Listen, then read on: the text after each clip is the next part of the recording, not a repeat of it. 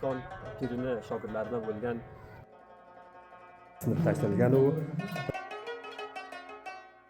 tarixiy manbalarga. Biz hozir Otaxon Xo'jagamiz. Tarixiy obidalar haqida suhbat qilamiz.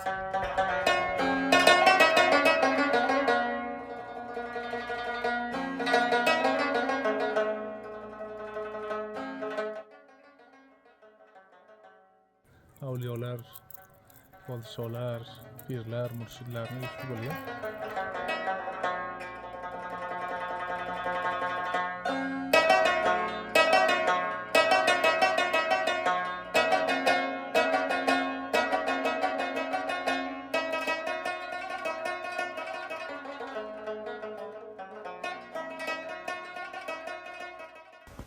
Biz bugun Maymana shahrining etak tomoniga tushgan, uzoq va mahrumiyatga qolgan o'zbek eli yashaydigan Otaxon Xo'ja qishlog'ida safarlandik.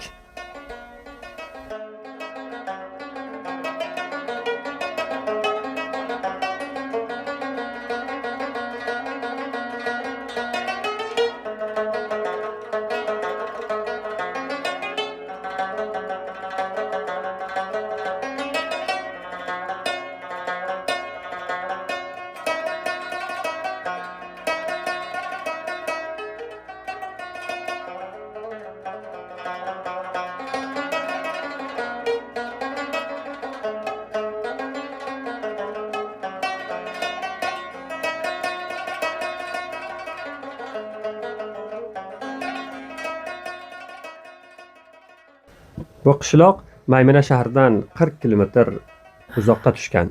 Ushbu qishloqda o'zbek va pashtun qavmi yashaydi.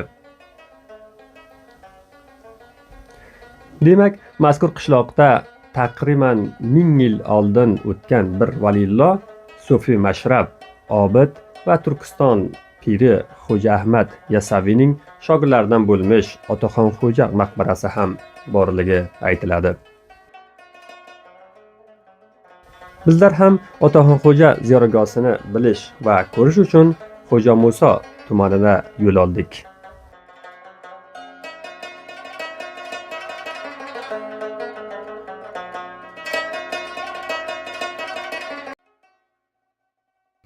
Bismillahirrohmanirrohim. Biz hozir Otaxon Xo'jagamiz. Otaxon Xo'ja 40 kilometr Maymana shahridan uzoqqa tushgan. Hozir Otaxon Xo'jaga o'zbeklar yashayotgan bir mantiqada bitta Otaxon Xo'ja nomli maqbara yotgan, ya'ni qabr bor. Bu yerda mana shu necha yil orasida mana shu maqbara, ya'ni Turkiston pirini shogirdlaridan bo'lgan Ahmad Yasavining shogirdlaridan bo'lgan Otaxon Xo'ja nomli maqbara shu yerda. Bu yerga mana shu yerda faqat bu jasad turgan, mana shu kurasi o'ylangan taqdir bo'lgan.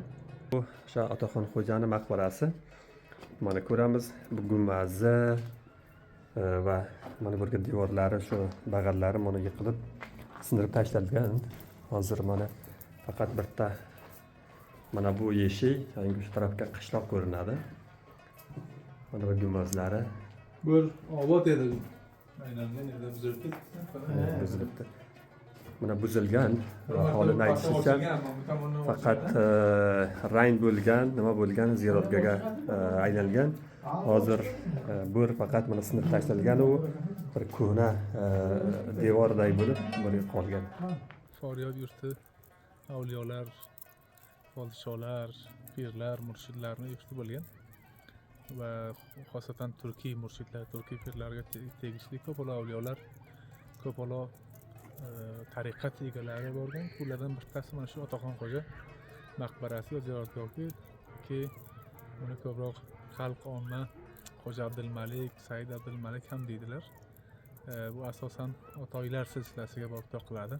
Turkiy tasavvufda nihoyatan ulug' joygohda, ulug' o'rinda egaki, bu asosan pirlarni, murshidlarni, rahmonlarni, yo'l ko'rsatuvchilarni turkiy tasavvufda Otaxon, otoyi bu istilohlar bilan qabul o'sha pirimiz, murshidimiz, yosh ulug'imiz, o'sha ota ma'naviy nuqtai nazardan, insonlarning ma'naviy otasi bo'lganligi uchun ma'naviy nuqtai nazardan, diniy, tasavvufiy nuqtai nazardan joygohi katta bo'lganligi uchun shu otga musammo bo'lganki, asosan u yer diniy, siyosiy va ma'naviy boshkent bo'lgan. Butun bu hududlarda, Turkiston hududlari, Erondan boshlab, Turkiyadan boshlab, g'arbiy Anadolu bo'ylaridan boshlab, butun Xorasonu, Turkistonu sharqiy to Hindistonga qadar keng hududda o'sha ma'naviy boshkenti bo'lganligi uchun bular u yerga borib Hoji Ahmad Yassaviy oldiga tiza cho'kib dars o'qigan, dars ta'lim olgan, tasavvuf tariqatlarini o'rgangan kishilarni xo'ja deb ko'proq nima qilganlar, ataganlar. Otaxon xo'ja va xo'ja Savsiz bular inoqa bo'lgan degan gaplar ham bu xalq orasida. Endi tarixiy manbalarga aniq fakt bu xususda men ko'rmaganman, ammo xalq orasida bu xo'jalar bular hammasi bir inoqa bo'lgan degan gaplar ham bor. Xalq orasiga xalqni islom dini bilan oshno qilishda ko'p harakatlar qilgan. Shuning uchun o'sha zamondan boshlab bular mardumni, xalqni o'sha otasi yoki ma'naviy murshidi, piri, tariqat piri, otasi sifatida tan olilgan, shu shodga atalib mashhur bo'lib qolganlar.